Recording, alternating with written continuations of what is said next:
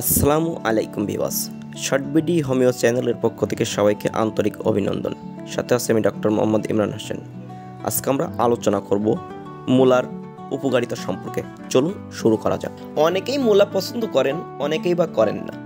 মূলা খাওয়ার অনেক উপকারিতা রয়েছে। এটি পুষ্টিগুণে সমৃদ্ধ এবং স্বাস্থ্যকর খাদ্য হিসেবে পরিচিত।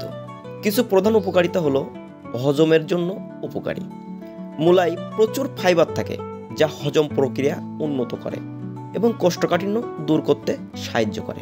রোগ প্রতিরোধ ক্ষমতা বাড়ায়।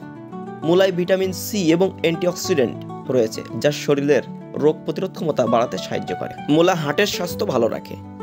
হার্টের কোলেস্টেরল কমাতে ভূমিকা রাখে। ওজন কমাতে সহায়ক। মূলায় ক্যালোরি কম এবং ফাইবার বেশি থাকায় এটি ওজন কমাতে সাহায্য করে। ডায়াবেটিস নিয়ন্ত্রণে সাহায্য করে। মূলা রক্তে শর্করার মাত্রা নিয়ন্ত্রণে রাখতে সাহায্য করে যা ডায়াবেটিস রোগীদের জন্য ভালো।